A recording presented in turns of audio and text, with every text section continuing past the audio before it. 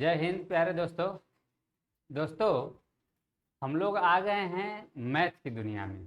कक्षा 10वीं का मैथ पढ़ रहे थे और मैथ में मैं आप लोगों को पढ़ा रहा था वास्तविक संख्याएं कि वास्तविक संख्याएं क्या है।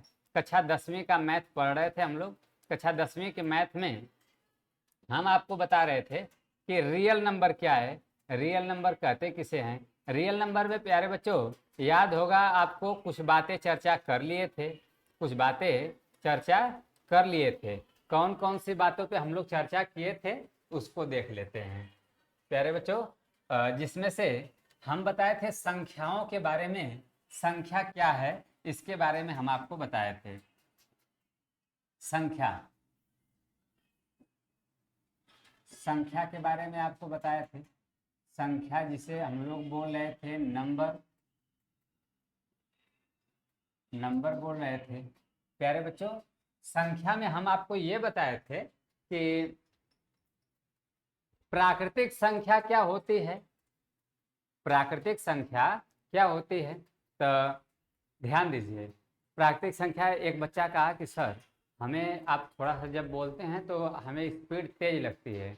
तो भैया लोगन ध्यान से समझा, प्राकृतिक संख्या का होला भोजपुरी भाषा में।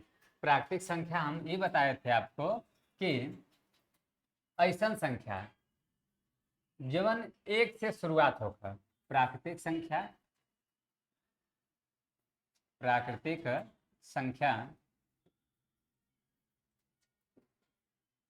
प्राकृतिक संख्या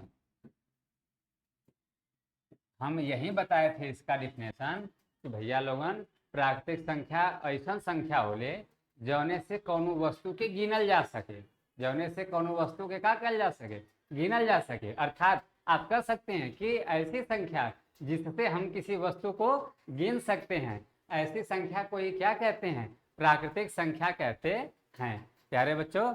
जब प्राकृतिक संख्या के आपको डिफिनेशन समझ में आ गई होगी, एग्जाम्पल में भी हम बताए थे कि भैया लोगन एक एग्जाम्पल कुछ इस तरह से हुई, क्या हुई कि जैसे में हो जाए 1 2 3 4 5 6 7 डॉट डॉट इनफाइनाइट। अच्छा है जो उल्टा 8 नियर जवन होगा एक इनफाइनाइट का जला। इनफाइनाइट का मतलब अनंत, क्या बोलते हैं, अनंत। ध्यान दीजिए।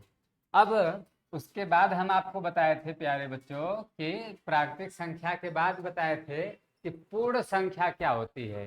पूर्ण संख्या जेके कहल जाला अंग्रेजी में होल नंबर, पूर्ण संख्या। पूर्ण संख्या में हम आपको ये बताए थे कि पूर्ण संख्या के कहल जाए तो ये बताए थे कि जब प्राकृतिक संख्या में जीरो लगा देवल जाए। प्राकृतिक संख्या में क्या लगा देंगे, जीरो। अच्छा थोड़ा सा भोजपुरी और हिंदी दोनों का मिक्स बोल रहे हैं, काहे से कि जेकरे बात अगर ना समझ में आई तो वो अच्छा से समझ ले।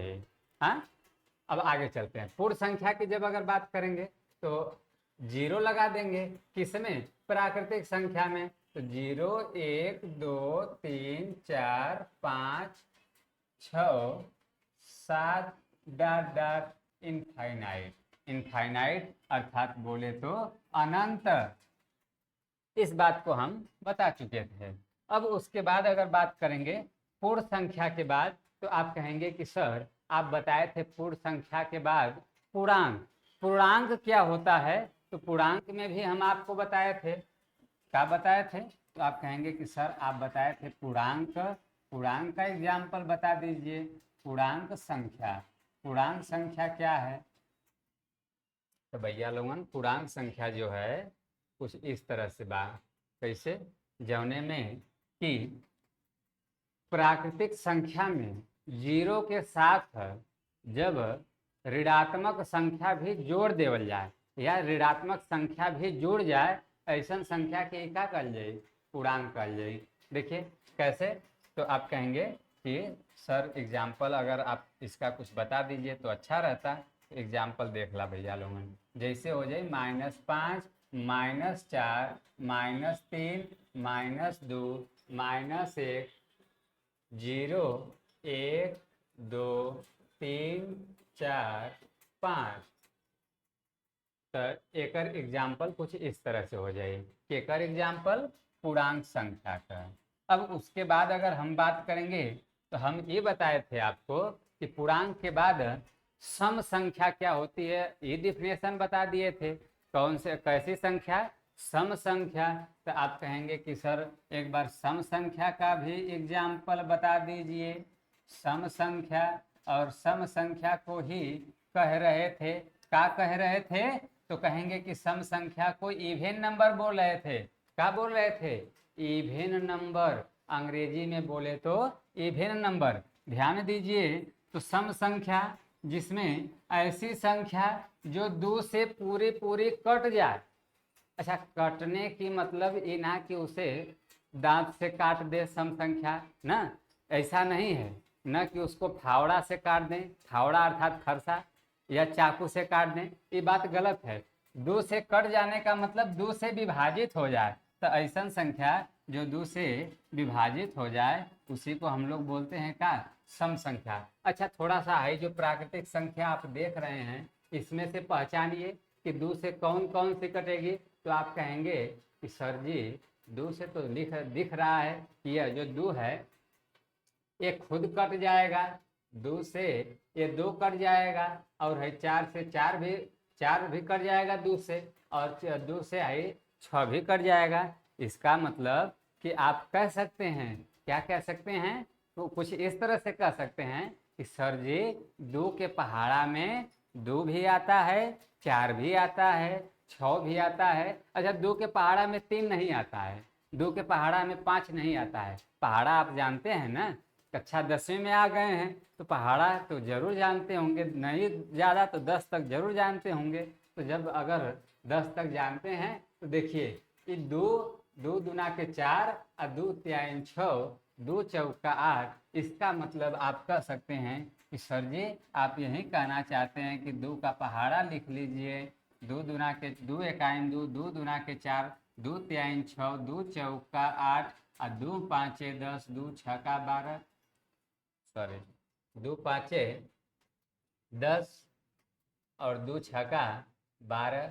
इस तरह से आप डाट डाट करके इनफाइनाइट तक लिख सकते हैं। कहाँ तक लिख सकते हैं प्यारे बच्चों? इनफाइनाइट तक। 2 4 6 8 10 12 14 18, 14 16 18 20। इस तरह से ये सम संख्या का एग्जाम्पल आपका हो गया था। उसके बाद अगर हम लोग बात करेंगे कि सम संख्या के बाद क्या चर्चा किए थे, तो आप एकदम बिंदास होकर के बोलेंगे कि सम संख्या का छोटा भाई विषम संख्या। सम संख्या का छोटा भाई क्या? विषम संख्या। तो विषम संख्या किसे कहते हैं? जिसे ओड नंबर बोलते हैं इंग्लिश में। जब विषम संख्या की बात करेंगे तो कहेंगे कि सर जी आप ये बताए रहे हैं कि 2 4 6 8 10 12 14, एक मतलब क्या है? जो प्राकृतिक संख्या दिखाई देते हुए एम से 2 4 6 8 जब निकाल देते जा तो का बचत हुआ? तो ये बचत हो 1 3 5 7। तो जवन शेष संख्या बचत हो प्राकृतिक संख्या में कर कवन संख्या? जब सम संख्या के निकाल देने पर तो वही के शेष बचल संख्या के क्या कहल जाए? विषम संख्या। जैसे अगर बात करेंगे तो आप कहेंगे कि सर जी लिख लेवल जाए, पहले नंबर पर आ जाइए आपका 1 हो जाए, पहले नंबर पर क्या हो जाए? 1 1 बचल बा, और का बचल बा? 3 बचल बा, और का बचल बा? 5 बचल बा, फिर 7 बचल बा। अब तो डाट डाट कह देले बानी, जब डाट डाट कह देले बानी तो आप डाट डाट कह ले इनफाइनाइट। इसका मतलब आप ये कह सकते हैं कि जब 1 के बाद 2 जो है मतलब हर दूसर की संख्या, 1 के बाद दूसर की संख्या, हर दूसर की संख्या सम संख्या कहला रही है। कौन सी संख्या कही जा रही है? सम संख्या। और ओकरे बाद जौन पहली संख्या है और पहली के बाद हर तीसर की संख्या विषम संख्या है। जैसे 1 3 5 7 डाट डाट कहाँ तक? इनफाइनाइट, बोले तो अनंत तक। उसके बाद प्यारे बच्चों हम चर्चा किए थे कि चर्चा कुछ इस तरह से किए थे कि विषम संख्या के बाद अभाज्य संख्या के बारे में चर्चा करने वाले थे। अभाज्य संख्या। अच्छा, आप एक बार इसका अगर स्क्रीनशॉट लेना चाहेंगे तो ले लीजिए प्यारे बच्चों, जिससे आपको एग्जाम्पल में आसानी होगी। अब हम लोग नेक्स्ट पेज से चल जाइए। अभाज्य संख्या के कहल जाई, या अभाज्य संख्या किसे कहते हैं। ठीक है, अभाज्य संख्या। अभाज्य संख्या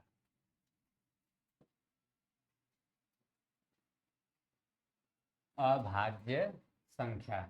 अभाज्य संख्या का परिभाषा हम देखल जाए। अभाज्य संख्या का परिभाषा का हुई, ध्यान दीजिए। अभाज्य संख्या, इसका डिफिनेशन हो जाएगा कुछ इस तरह से। डिफिनेशन का किस तरह से होगा, कुछ ऐसे होगा कि ऐसी संख्या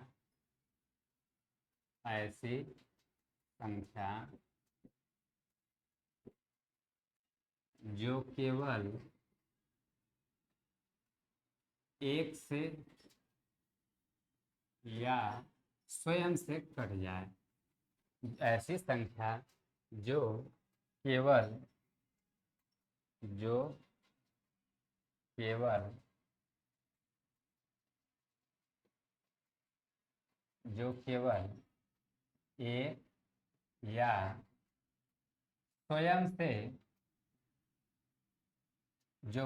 एक या स्वयं से विभाजित हो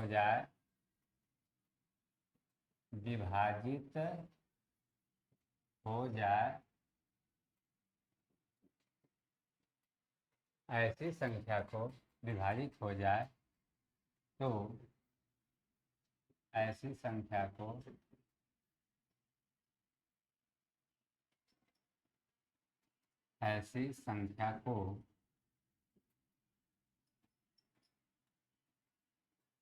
अभाज्य संख्या कहते हैं। अभाज्य संख्या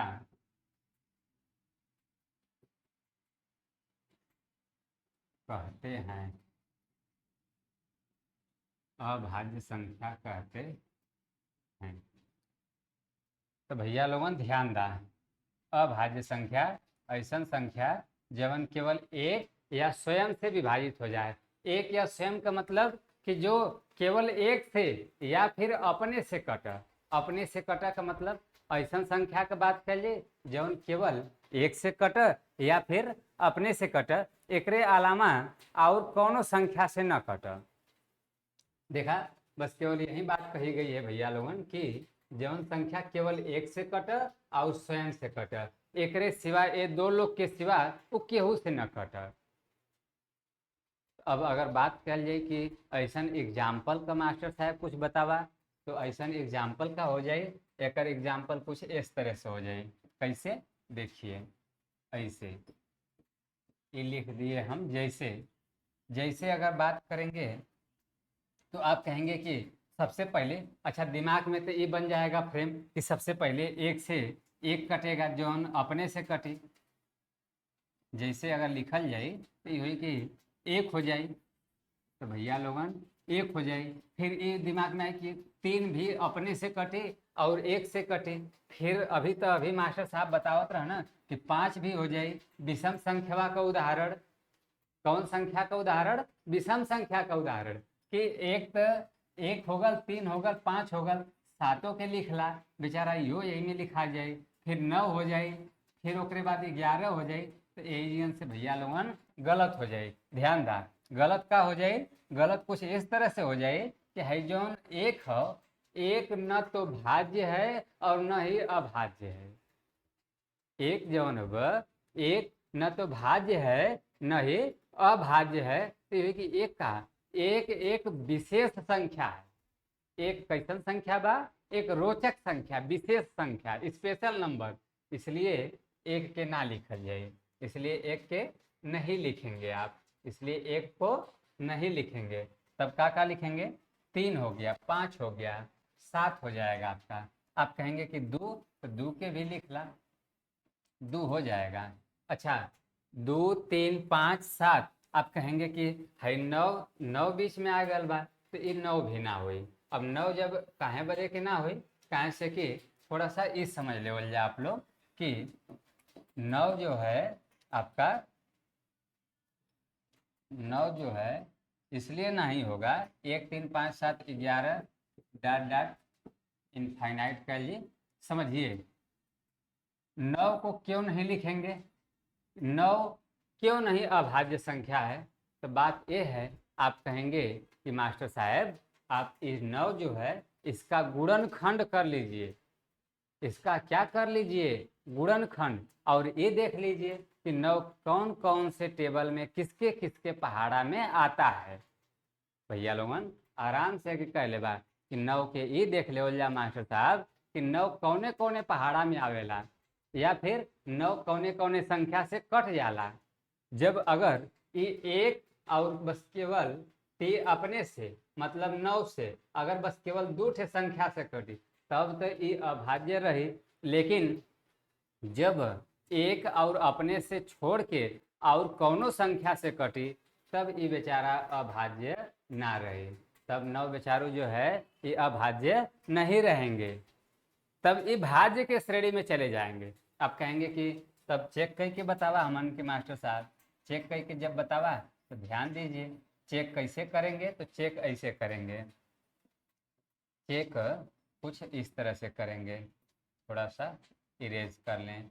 अब देखिए अब भाई 9 लिख लेते हैं और ऐसे जैसे लस निकालते हैं, कैसे, जैसे लस, अच्छा लस और मस, लस और मस जेके हिंदी में कहल जाए लघुत्तम समापवर्तक, लघुत्तम समापवर्त्य, और हिंदी मस के कहल जाए महत्तम समापवर्तक। तो प्यारे बच्चों अब कक्षा 10वीं में बहुत most important topic real number जो है वास्तविक संख्या में लसा और मसा ही बा, तो ये लिए हमन लसा और मसा के आधार पे गुणनखंड सीखल जाए कि अब एक गुणनखंड तो हमन बचपन में पढ़ ले जा, कैसे बचपन में कुछ इस तरह से मास्टर साहब पढ़ावत रहना कि सबसे पहले नंबर पर 1 से लेके जाए कि होखा हमन के, तो 1 से लेके जाए तो यह हो जाए 1 9 9, तो 1 9 9 हो जाए, तो लेके जाए कि इच्छा कर तो लेके जा और ना इच्छा कर तो मत लेके जा। लिखल का जाए, लिखल जाए कुछ इस तरह से कि सर जी ये 2 से नहीं कटेगा, ये 3 से कटी, जब 3 से कटी तो 3 3 के 9 और है 3 एकाइन 3, एक आ गयल बा, इसका मतलब हम कह सकते हैं सर जी कि है 9 बराबर दे ले जा एक ऐसे लिख ले जी 1 गुणते 3 और गुणते 3, एक का मतलब कि 1 गुणते 3 गुणते 3, 3 3 के 9 है 3 3 के 9 और 9 एकाइन 9, एक मतलब ये कह सकते हैं कि सर जी ये 3 से भी 1 से कटेगा, ये 3 से भी कटेगा, और है 9 जौन बा तो ये स्वयं से तो कटबे करेगा। और सर जी आप परिभाषा बताए हैं कि ऐसा संख्या जवन केवल 1 और स्वयं से विभाजित हो जाए, ऐसा संख्या जवन केवल 1 और स्वयं से विभाजित हो जाए तो ऐसी संख्या को अभाज्य संख्या कहेंगे। तो इसका मतलब कहेंगे कि जब 1 और स्वयं का बात कर रहे हैं, 1 और स्वयं, तो ये तो बेचारा 1 और स्वयं से कट ही रहा है, लेकिन इसी में आ जा रहा है 3, इसी में कौन आ जा रहा है 3, और आप जानते हैं कि 3 तिगाड़ा काम बिगाड़ा, तो जब 3 आ गया तो भाई काम तो बिगाड़ ही देगा। 2 लोगों के बीच में तीसरा नहीं आना चाहिए, 2 लोगों के बीच में तीसरा नहीं आना चाहिए, तो 2 लोगों के बीच में तीसरा आ गया है, इसका मतलब कि अभाज्य संख्या नहीं है। तो आप एग्जाम्पल में ये नोट कर लेंगे कि एग्जाम्पल में आप ये नोट कर लेंगे कि 2 3 5 7 11 13 और डॉट डॉट करके इनफाइनाइट कर लेंगे, ये जो है आपकी कौन सी संख्या हो जाएगी, अभाज्य संख्या।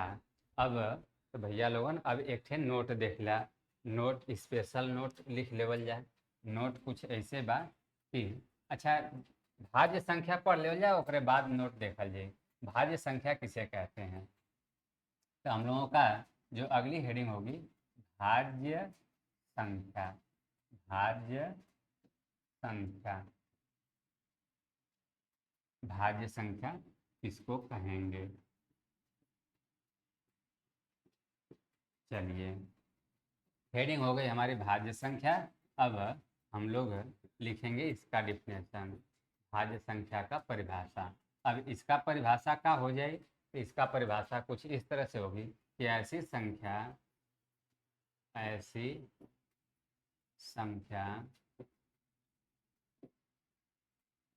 जो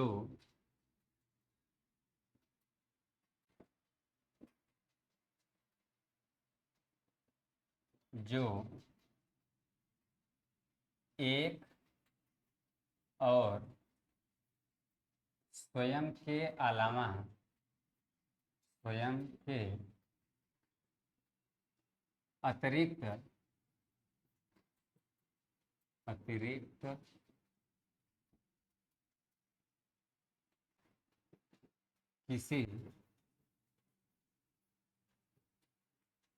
अन्य संख्या से विभाजित हो जाए तो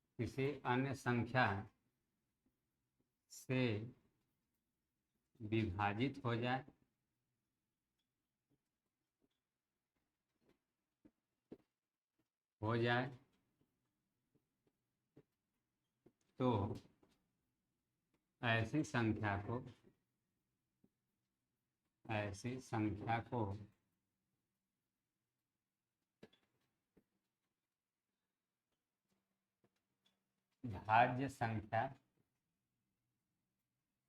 भाज्य संख्या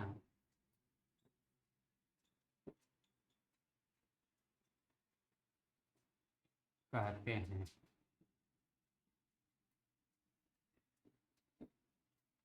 ऐसी संख्या जो एक और स्वयं के अतिरिक्त किसी अन्य संख्या से भी विभाजित हो जाए, किसी अन्य संख्या से भी क्या हो जाए, विभाजित हो जाए, तो ऐसी संख्या को भाज्य संख्या कहते हैं।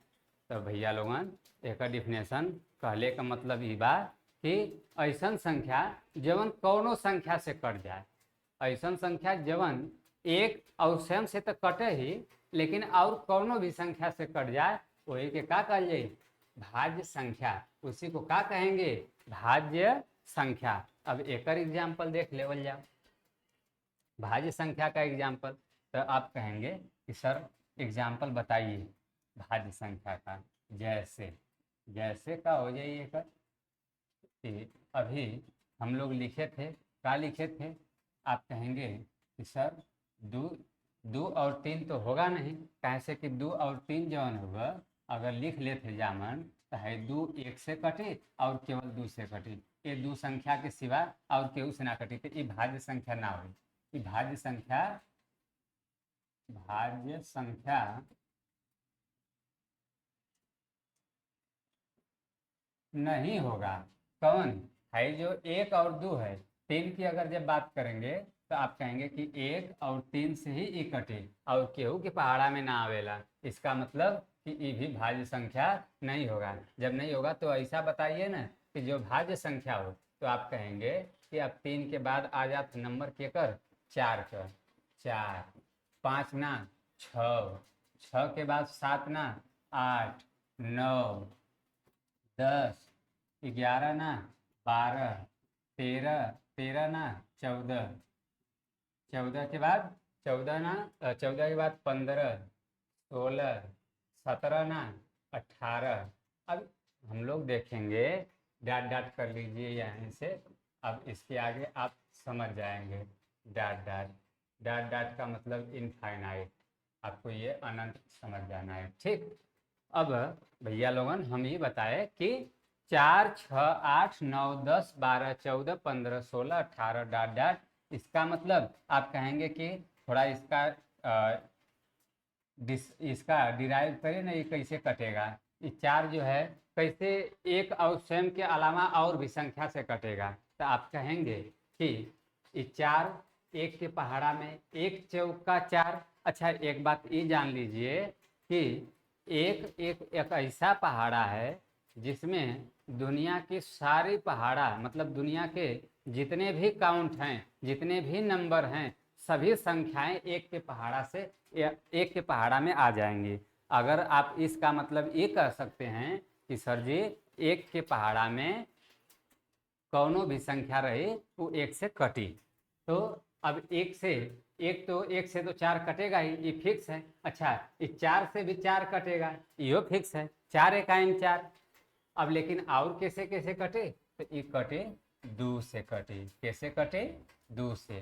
तो इसका मतलब भैया लोगन आप ये कह सकते हैं कि मास्टर साहब आप यही बताए हैं अभी कि भाई 1 से कटे, 2 से कटी, 4 से कटी। ये का मतलब ये 3 ठे संख्या से कटी। क्या संख्या से कटी, 3 संख्या से। इसलिए ये कैसी संख्या हो गई, भाज्य संख्या। और आप यही बताए हैं परिभाषा, क्या बताए हैं, यही परिभाषा बताए हैं कि ऐसी संख्या जो एक और स्वयं के अतिरिक्त किसी अन्य संख्या से विभाजित हो जाए, या फिर इससे इसके पहले या इसके जस्ट बाद एक ठे और डिफिनेशन बताए हैं हम कि ऐसा संख्या जो कोनो संख्या से विभाजित हो जाए, जो किसी भी संख्या से कट जाए, ऐसी संख्या को क्या बोलेंगे, भाज्य संख्या बोलेंगे। तो आप कहेंगे कि सर जी ये 1 2 4 हो गया। अब 6 की अगर जब बात करेंगे, तो 6 की जब अगर बात करेंगे तो आप 6 को देख लीजिए, 6 कैसे कैसे कटेगा। तो आप कहेंगे कि 6 लिख लीजिए, और हम सबसे पहले तो ये आंख बंद करके देख लेंगे कि 1 से कटेगा और 6 से कटेगा। और कैसे कटेगा, तो आप कहेंगे कि सर जी ये 2 से भी कट जाएगा। 2 के पहाड़ा में भी 6 आता है। आप कहेंगे कैसे, तो 2 एकाइन 2, 2 दूना के 4 और 2 तिहाइन 6। और जब 2 तिहाइन 6, तो एक मतलब कि ये 3 के भी पहाड़ा में आ रहा है, 3 से भी ये कट जाएगा। इसका मतलब 1 2 3 6। अब कहेंगे कि 1 2 3 4 काहे नहीं गिने, 4 के पहाड़ा में 6 नहीं आता है, 4 के पहाड़ा में 6 नहीं आता है, इसलिए हम लोग 4 को नहीं लिखे हैं। अब हमारा हम देख रहे हैं कि इसका 4 ठो अंक ऐसे हैं जिनसे ये 6 कट जाएगा। और इसी जगह से एक बात ये निकल करके आ जाएगी कि इसके जो गुणनखंड हैं 1 2 3, 3 संख्याएं और इसमें 6 भी शामिल रहेगा। बात कुछ समझ में आ रही होगी। अच्छा, अगर बात समझ में आ रही होगी तो आप कमेंट बॉक्स में कमेंट जरूर करिएगा कि यस सर बातें समझ में आ रही हैं। अच्छा, ये तो एकदम छोटे बच्चों की तरह है, छोटे जैसे छोटकन लइकन के पहले बताओ जाए ना कि पूर्ण संख्या का होला बाबू, पूर्णांक का होला, सम संख्या का होला, विषम संख्या का होला। ये हमन के बचपन में पढ़ावल गया बा। हाँ, तो जब बचपन में पढ़ाया गया है, लेकिन आप कहेंगे तब कहाँ पढ़ाओ था मास्टर साहब 10 में। तो 10 में ये लिए पढ़ा रहे हैं कि आपको एक बार पुनः रिवाइज हो जाए, और जब अगर चैप्टर शुरुआत करें तो चैप्टर शुरुआत करने से पहले आपको ये सब छोटी छोटी बातें क्लियर हों, स्पष्ट हों, जिससे आप आसानी से बता दे जाएं। अब भाज्य संख्या हो गया, अभाज्य संख्या हो गया। आप नोट लिखवाने की बात कर रहे थे मास्टर साहब, जब नोट लिखवाने की बात कर रहे थे तो लिखवाइए नोट। अब नोट में लिखिए, नोट में क्या होगा, नोट हेडिंग इस तरह से डालेंगे और इसके बाद लिखेंगे नोट में एक न तो भाज्य है और न ही अभाज्य है। एक न तो भाज्य है और न ही अभाज्य है, बल्कि बल्कि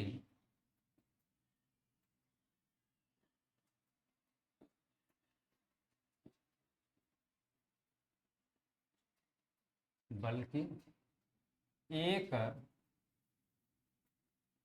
एक विशेष संख्या है, एक एक विशेष संख्या है।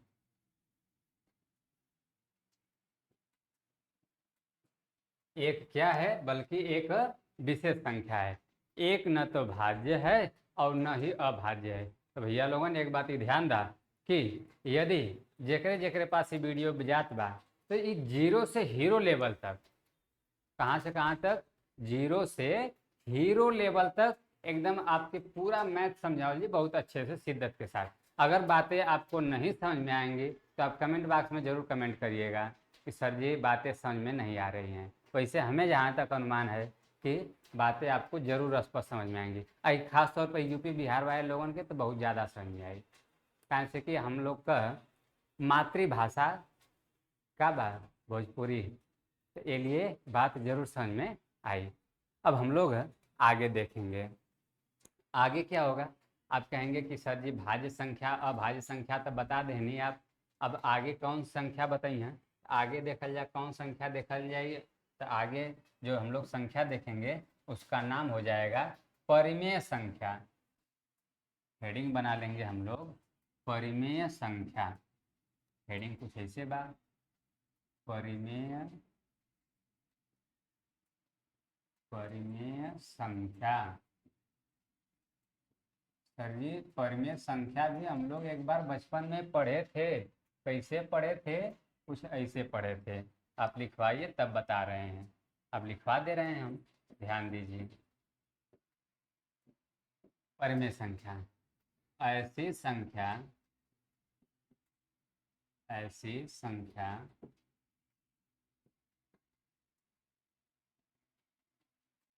ऐसी संख्या जिसे P बाई क्यू, बाई का मतलब वो वाली बाई ना, जो जोधा बाई देख रहे थे, जोधा नहीं, वो बाई नहीं। बाई का मतलब इसको अपान बोलते हैं इंग्लिश में, और इसी को हिंदी में बटा बोलते हैं। क्या बोलते हैं? बटा। और इसी को भाग की प्रक्रिया से भी प्रदर्शित करते हैं। भाग, भाग का मतलब वो वाला भाग ना कि भाग जा, वो भाग नहीं। भाग ऐसे जो भाग की चिन्ह देते थे, याद होगा ना, तो इस तरह से भाग, या फिर कहीं कहीं कुछ लोग ऐसे देते रहे हैं बचपन में, 8 भागे 2 भाग, 8 भागे 2, ऐसे भाग देते हैं।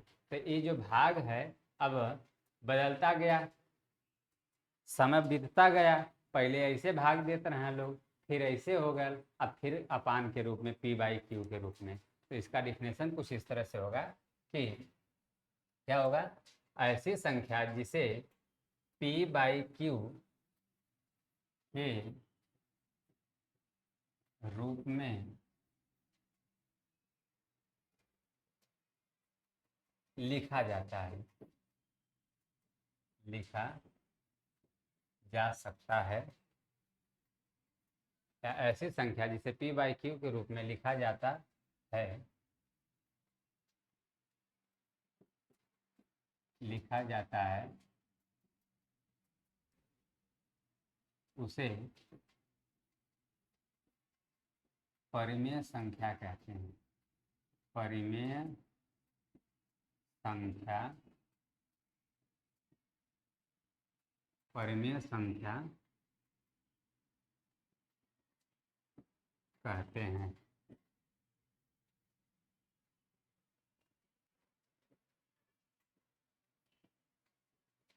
परिमेय संख्या कहते हैं। ध्यान दीजिए, आप कहेंगे कि ऐसी संख्या जिसे P बाई क्यू के रूप में लिखा जाता है। किसके रूप में लिखा जाता है? P बाई क्यू के रूप में लिखा जाता है। क्या कहलाती है? परिमेय संख्या।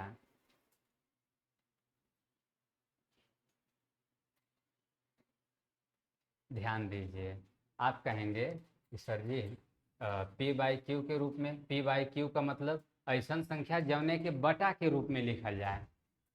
कैसन रूप में? बटा के रूप में लिखल जाए, वही संख्या के का कहल जाए? परिमेय संख्या कहल जाए। लेकिन मजे की बात है, मैं एक बात ये बात कि Q is not equal to 0, इस ब्रैकेट में हमने ऐसे लिख ले जाए, Q is not equal to 0। इसका मतलब ये बात ये दर्शा रहा है कि है जो Q बा, Q का वैल्यू 0 के बराबर ना हो सके चाहिए। Q का वैल्यू 0 के बराबर नहीं होना चाहिए मेरे भाई। Q का वैल्यू जो है यहाँ पे 0, जैसे अगर बात करते हैं तो अगर हम लिख देते हैं 4 बटा के 3, तो आप कहेंगे कि अगर हम पूछ दे एक कैसी संख्या, तो आप आंख बंद करके बताएंगे कि सर जी ये परिमेय संख्या है। ये कौन सी संख्या है?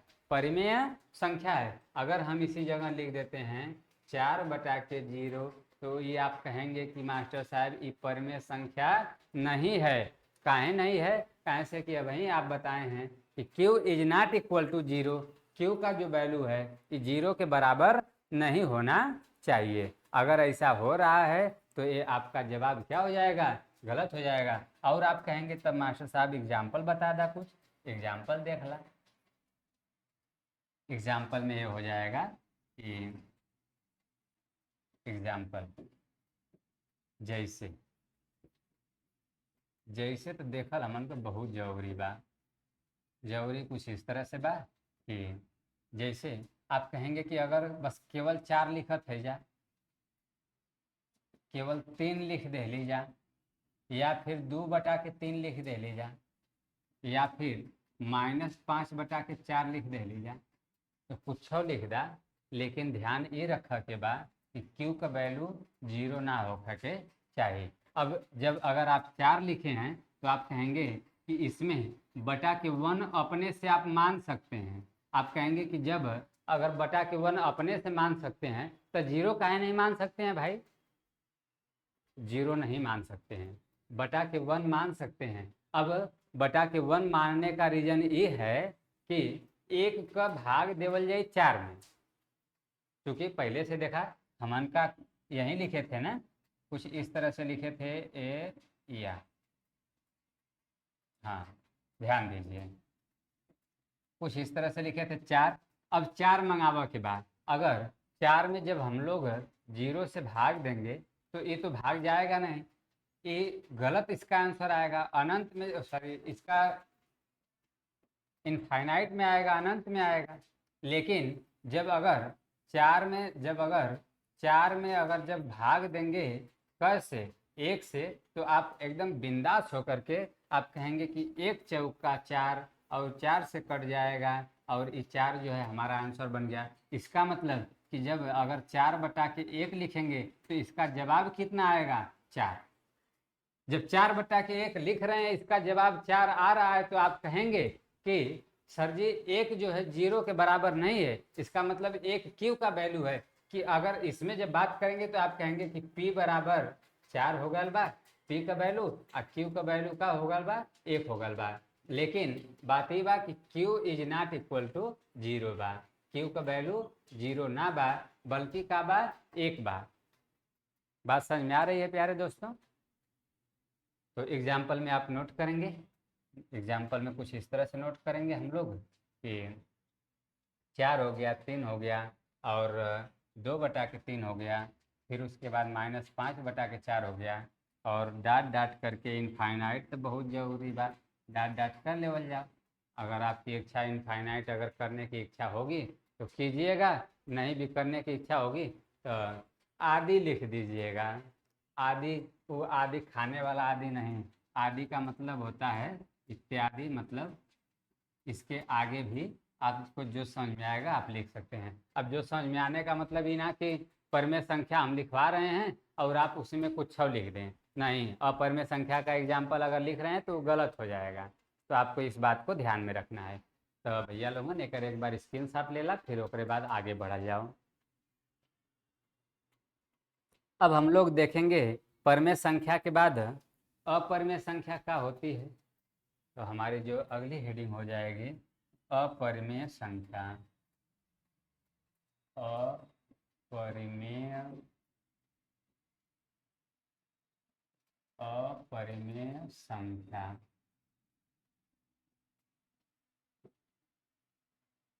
अपरिमेय संख्या, ये थोड़ा सा ही हमारा स्टाइल बा रोचक संख्या वाली, जिसे एक रोचक बनाओ बोले के।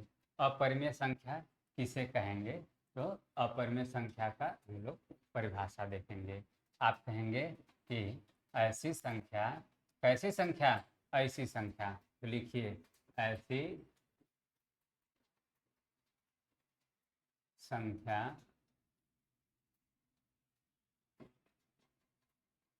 जिसे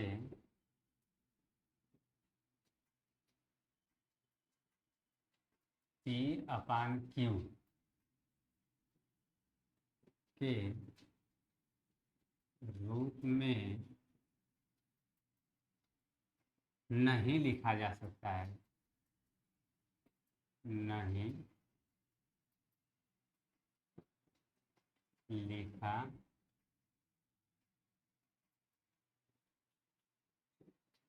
जा सकता है।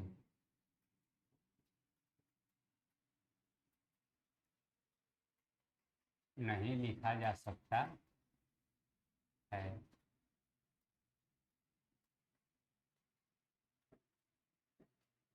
उसे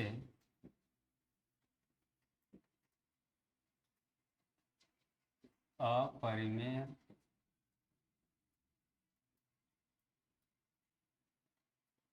अपरिमेय संख्या कहते हैं। उसे क्या कहते हैं? अपरिमेय संख्या। ऐसी संख्या जिसे p बाई क्यू के रूप में नहीं लिखा जा सकता है। आप कहेंगे कि ऐसा संख्या जौने के p अपान क्यू के रूप में ना लिखल जा सके, वही के का कहल जाए? अपरिमेय संख्या। अब p बाई क्यू के रूप में ऐसनो कोनो संख्या बा का जौने के p बाई क्यू के रूप में ना लिखल जा सकत बा? तो आप कहेंगे कि जी, बिंदास होकर के लिखेंगे। आप कहेंगे कि जी, ऐसी संख्या है। कैसी संख्या? जिसे p बाई क्यू के रूप में नहीं लिखा जा सकता है। तो एग्जाम्पल बताइए। तो पेश करते हैं एग्जाम्पल कुछ इस तरह से। ये हो जाएगा करड़ी में 5। अब करड़ी में 5, तो इसको आप p बाई क्यू के रूप में नहीं लिख सकते हैं। ऐसे नहीं कर सकते हैं कि करड़ी में 5 बटा के 1 कर लेते हैं तो 1 5 5 हो जाएगा, करड़ी में 5 लगा देंगे। गलत हो जाएगा आपका, ये गलत हो जाएगा, ये गलत जवाब हो जाएगा आपका। तो आप कहेंगे कि ये आप इसका मतलब यही कहना चाहते हैं कि जिस संख्या में अगर करड़ी लगा करके अगर आप लिख रहे हैं, क्या लगा करके? करड़ी लगा करके, तो ऐसी संख्याओं को अपरिमेय संख्या कहेंगे। जैसे में लिख लीजिए, तब आप कहेंगे करड़िया जब लगाना है तो लगा दीजिए। करड़ी में हो जाएगा क्या? करड़ी में 5, करड़ी में 7, करड़ी में। अब कुछ ऐसे महापुरुष होंगे, कहेंगे कि जब करड़ी में 5 लिख दिए, करड़ी में 7 लिख दिए, तो करड़ी में 9 भी लिख ही लीजिए। करड़ी में 9 लिखेंगे तो ये गलत जवाब हो जाएगा। काहे गलत जवाब होगा? कैसे कि करड़ी में 9 जैसे ही अगर आप लिख रहे हैं तो इसका वर्गमूल निकल जाएगा, और जब बच्चा वर्गमूल निकलेगा तो आप कहेंगे कि इसका मतलब मास्टर साहब ये 3 हो जाएगा। क्या बन जाएगा? 3। 9 का, क्योंकि जब 3 हो जाएगा तो आप कहेंगे कि जैसे ही 3 होगा तो इसमें बटा के 1 कर लेंगे, तो ये p बाई क्यू के रूप में हो गया। जब p बाई क्यू के रूप में हो गया, इसका मतलब कि अपरिमेय नहीं, परिमेय संख्या हो गई। कैसी संख्या हो गई? परिमेय संख्या। तो इसका ये एग्जाम्पल नहीं होगा।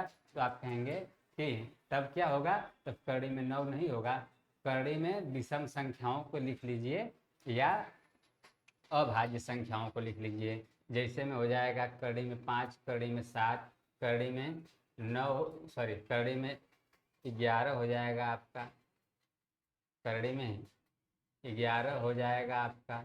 और क्या होगा? करड़ी में 13 हो जाएगा, करड़ी में 14 हो जाएगा। हाँ, और करड़ी में आपका क्या हो जाएगा? डाट डाट करके आप और आगे बढ़ा लीजिएगा। डाट डाट का मतलब आप समझ ही गए होंगे। मास्टर साहब इत्यादि की बात कर रहे हैं या आदि की बात कर रहे हैं, आदि भी लिख लीजिएगा, आदि। तो प्यारे बच्चों, अब हम लोग भाज्य संख्या, अभाज्य संख्या, परिमेय संख्या, अपरिमेय संख्या पढ़ लिए। अब हम लोग पढ़ेंगे वास्तविक संख्या। वास्तविक संख्या किसे कहते हैं? रियल नंबर का होता है, इसके बारे में देखेंगे।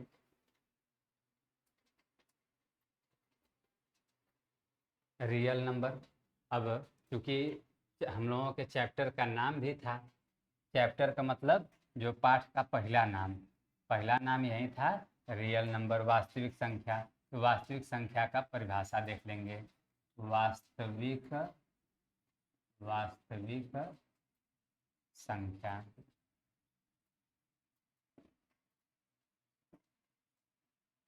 वास्तविक संख्या।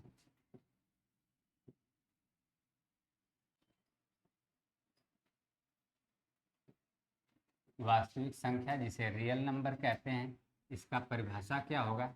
यहाँ से हम लोग इसके परिभाषा को देखेंगे। तो इसका परिभाषा हो जाएगा ऐसी संख्या,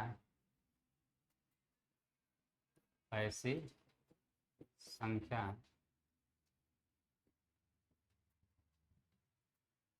ऐसी संख्या जो या तो परिमेय हो, परिमेय हो, ये अथवा ऐसी संख्या जो या तो परिमेय हो अथवा अपरिमेय हो, अथवा अपरिमेय हो, परिमेय हो, तो उन्हें या तो उसे वास्तविक संख्या कहते हैं। वास्तविक संख्या कहते हैं। प्यारे बच्चों, हम आपको ये बताएं कि ऐसी संख्या जो या तो परिमेय हो, ऐसी संख्या जो या तो परिमेय हो अथवा अपरिमेय हो, ऐसी संख्याओं को वास्तविक संख्या कहते हैं। तो उसे वास्तविक संख्या कहते हैं। तो इसका डिफिनेशन यही बताए परिभाषा कि ऐसा संख्या जवन का होख या तो परिमेय होख या तो अपरिमेय होख, या तो परिमेय होख या तो अपरिमेय होगा, उसी को क्या कहते हैं, परिमेय हो या फिर अपरिमेय हो, परिमेय हो या फिर अपरिमेय, परिमेय अथवा अपरिमेय। इसका मतलब आप कह सकते हैं कि मास्टर साहब आप यही कहना चाहते हैं कि ऐसा संख्या जवन परिमेय होगा, परिमेय का मतलब जवन है कि p/q के रूप में लिखल जाए, और या तो फिर जवन अपरिमेय होगा, अपरिमेय का मतलब जवन है कि p/q के रूप में ना लिखल जाए, करड़ी में होगा, तो ऐसा संख्या के का कहल जाए, वास्तविक संख्या कहल जाए। जैसे अगर एग्जाम्पल बता देवल या कुछ, तो एग्जाम्पल कुछ इस तरह से हो जाए आपका कि जैसे जैसे एग्जाम्पल कैसे, जैसे जैसे 4, 3,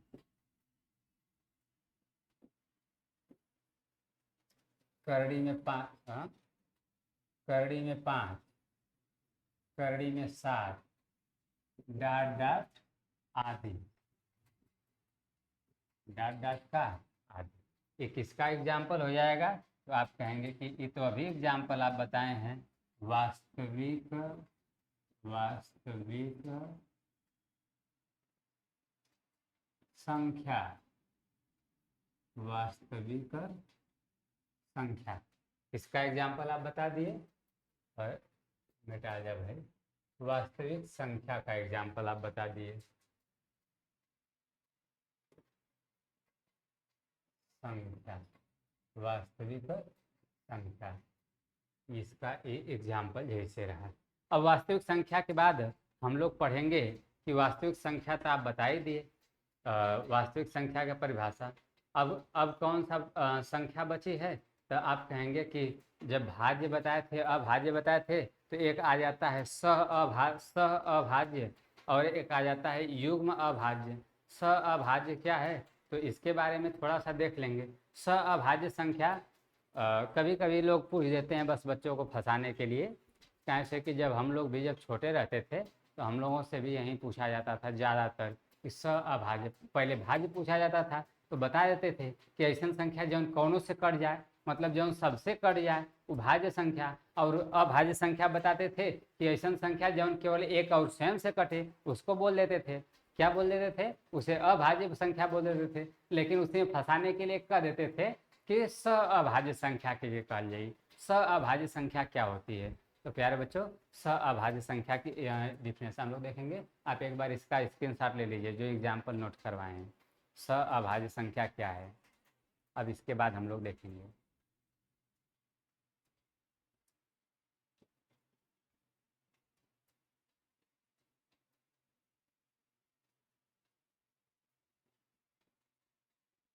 चलिए हम लोग चलते हैं।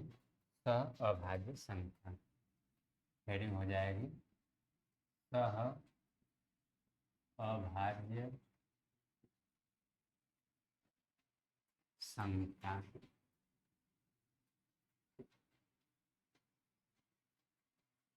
अभाज्य संख्या किसे कहेंगे, इसका परिभाषा देख लेते हैं हम लोग।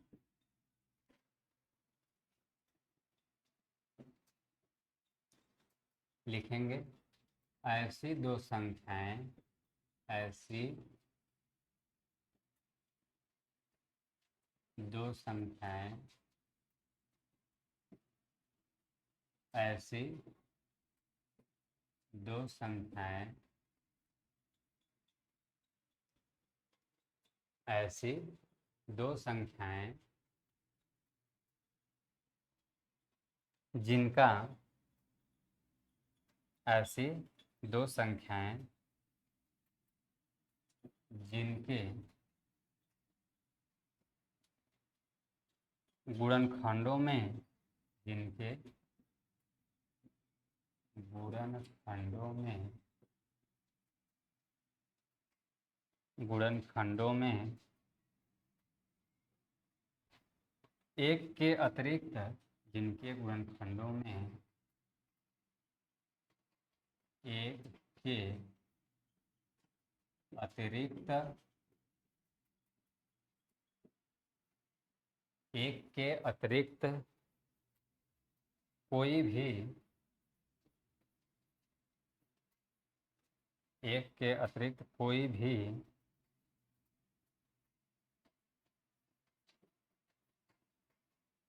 कोई भी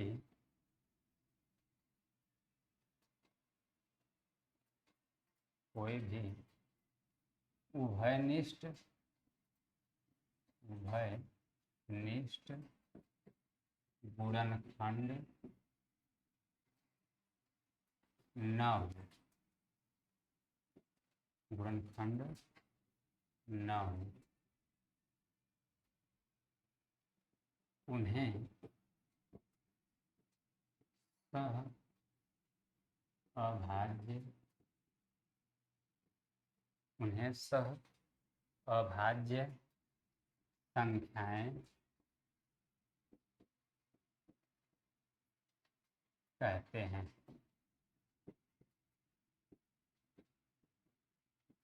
भैया लोगन ध्यान दें, बात ये बा कि स अभाज्य संख्या ऐसी संख्या जौने में, जैसे लिख दो जा, जैसे ऐसी संख्या, ऐसी दो संख्या, दो संख्या या दो संख्या के ये भी आप कह सकते हैं कि जो दो संख्याओं का जोड़ा हो, युग्म हो, पेयर, दो संख्याएं भी हो सकती हैं, दो से अधिक संख्याएं भी हो सकती हैं, ठीक है। तो ऐसी दो संख्याएं जिनके गुणनखंडों में एक के अतिरिक्त कोई भी उभयनिष्ठ गुणनखंड न हो। आप कहेंगे कि मास्टर साहब बात ना समझ में आवत बा, काहे ना समझ में आवत बा, फिर से समझा। ऐसा संख्या जिसका गुणनखंड करने पर केवल एक, ऐसा दो ठे संख्या जौने का गुणनखंड कैले पर केवल एक उभयनिष्ठ गुणनखंड होगा, एक उभयनिष्ठ गुणनखंड हो। उभयनिष्ठ का मतलब कि दो ठे संख्या, एक संख्या फलाने और दूसरी संख्या ढकाने, इसमें से इनका गुणनखंड करिए, इनका गुणनखंड करिए, और जब इनका गुणनखंड कर रहे हैं तो इनमें से कौनो बस केवल एक ठे उभयनिष्ठ कामन, उभयनिष्ठ कामन का मतलब एक ठो ऐसा हो जो दोनों में उभयनिष्ठ हो, जो दोनों में दिखाई दे, तो ऐसी संख्या को हम लोग बोलेंगे कौन सी संख्या, सहअभाज्य संख्या कहेंगे। तो आप कहेंगे एग्जाम्पल में कुछ बताइए, तब हम लोगों को समझ में आएगा। तो एग्जाम्पल देख लीजिए, एग्जाम्पल हो जाएगा इसका कुछ इस तरह से कि जैसे आप बात करेंगे 16 और 21 ले लेते हैं, इधर 16 और 21। अब 16 और 21 में इसमें कामन कौन कौन सा होगा, तो आप कहेंगे कि इसका गुणनखंड में केवल एक कामन होगा। कैसे होगा देख लीजिए, 16 का गुणनखंड कर लीजिए, तो आप कहेंगे कि 16 एक के पहाड़ा में आएगा, 2 के पहाड़ा में आएगा, फिर उसके बाद या ऐसे कर लीजिए, क्योंकि ऐसे हम जान रहे हैं कि कुछ लोगों को बातें नहीं समझ में आ रही होंगी। 16 का देखिए, जैसे लौसा निकाल रहे थे ना एलसीएम, 16 ऐसे लिख लीजिए, 2 8 16, 2 चौका 8, 2 दूना के 4 और 2 एकाएं 2। इसका मतलब आप 16 लिखिए और 1 गुणे 2 गुणते 2 गुणते 2, अब गुणते 2, 2 दूना के 4 दूना के 8 दूना के 16 एकमा 16। और इसी तरह से 21 का लिख लीजिए, 21 का आप बराबर दे करके नोट कर लीजिए। 21 का निकालेंगे तो आप कहेंगे 3 से लेकर जाएंगे, 3 साते 21, 7 एकाइम 7। इसका मतलब 1 गुणे 3 गुणे 7। तो आप कहेंगे कि इन दोनों में उभयनिष्ठ की बात कर रहे थे। किसकी बात कर रहे थे? उभयनिष्ठ। तो उभयनिष्ठ का था, दोनों में उभयनिष्ठ 1 दिख रहा है। इसका मतलब आप कहेंगे कि मास्टर साहब ये दोनों में 1 का दिखाई देत बा और ना कोनो मिलत बा। तो जब अगर इस तरह से केवल एक ठो उभयनिष्ठ कामन हो, कितना कामन हो? एक उभयनिष्ठ कामन हो, तो ऐसे युग्म को हम लोग, ऐसी संख्या को बोलेंगे कौन सी संख्या? आप कहेंगे सहअभाज्य संख्या कहेंगे। ऐसी संख्या को कौन सी संख्या कहेंगे? सहअभाज्य संख्या कहेंगे। तो प्यारे बच्चों, अब उम्मीद कर रहे हैं कि आपको मेरी बात समझ में आ गई होंगी। अब उसके बाद अगर हम लोग बात करेंगे तो अब एक ठो और बस पॉइंट बचा है जिसको हम लोग बोलेंगे यूक्लिड विभाजन एल्गोरिथ्म। थोड़ा सा इसको इरेज कर देते हैं या आप इसका स्क्रीनशॉट ले लीजिए। हम लोग देखेंगे यूक्लिड विभाजन एल्गोरिथ्म। चलिए, अब जो हेडिंग होगी प्यारे बच्चों कुछ इस तरह से होगी कि यूक्लिड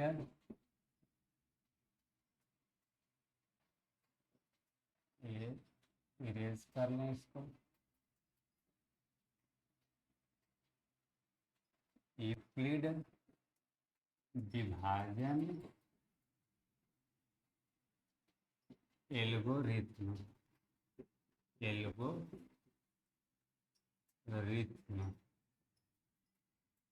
अब यूक्लिड विभाजन एल्गोरिथ्म ई का है, तो आप कहेंगे कि ये तो हम लोग पहली बार सुन रहे हैं, 10वीं में चले आए, इससे पहले हम लोग कुछ नहीं सुने थे। एल्गोरिथ्म विभाजन से ही आपको निकालने को मिलेगा लस और मस। का निकाला के मिली भैया लोगन? लस और मस, एलसीएम और एचसीएफ। तो पहला चैप्टर में यही दिया होगा कि एल्गोरिथ्म विभाजन द्वारा या एल्गोरिथ्म प्रक्रिया द्वारा लस और मस बताइए। तो आप कहेंगे कि ये मास्टर साहब ये कैसे बताएंगे? तो एल्गोरिथ्म विभाजन जो है, यूक्लिड एल्गोरिथ्म विभाजन जो है आपका, इसका फार्मूला कुछ इस तरह से होगा। फार्मूला पहले नोट कर लीजिए। तो आप कहेंगे नोट करवा दीजिए। फार्मूला हो जाएगा भाज्य बराबर भाजक गुणे भागफल धन शेषफल। तो भैया लोगन अब कल इसी टॉपिक पे चर्चा करेंगे। भाज्य बराबर भाज्य गुणे भागफल धन शेषफल। आप कहेंगे याद आ गया मास्टर साहब, इससे पहले हम लोग पढ़े थे बचपन में। कब? जब हम लोग भाग देना सर जी लोग सिखाते थे और कहते थे कि इसका उत्तर का जांच करो, उत्तर का जांच करो। तो आप कहते थे कि जब सर जी लोग बोलते थे आंसर का जांच करने के लिए, तो हमारे यह फार्मूला लगाया जाए, भाज्य बराबर भाज्य गुणे भागफल धन शेषफल। तो आप कहेंगे उसी फार्मूला का नाम दे दिया है यूक्लिड विभाजन एल्गोरिथ्म। क्या नाम दे दिया है? यूक्लिड विभाजन एल्गोरिथ्म। तो इसके बारे में हम लोग कल चर्चा करेंगे। उम्मीद कर रहे हैं दोस्तों आपको मेरी बातें समझ में आई होंगी। अगर बातें समझ में आई हैं तो आप वीडियो को ज़्यादा से ज़्यादा शेयर करें, और चैनल पे पहली बार हैं तो चैनल को सब्सक्राइब करें। और आपको 0 से हीरो लेवल तक मैथ में पढ़ाने की गारंटी लेता हूं। और उसके बाद मैं आपको ये भी बता चुका हूं कि आपको इसमें फ्री ऑफ कास्ट इस चैनल पे सब कुछ प्रोवाइड हो रहा है। इसलिए आप इस चैनल का धरतीपुत्र फाउंडेशन जो चैनल है, इस पर आप इस चैनल को सब्सक्राइब कर लीजिए और टेलीग्राम चैनल से भी जुड़ जाइए, जिसमें आपको नोट्स वगैरह और इसमें जो क्वेश्चन का डाउट वगैरह रहेगा आपको आसानी से मिलता रहेगा। प्यारे बच्चों, आज के लिए इतना ही। जय हिंद। फिर मिलेंगे नेक्स्ट वीडियो में।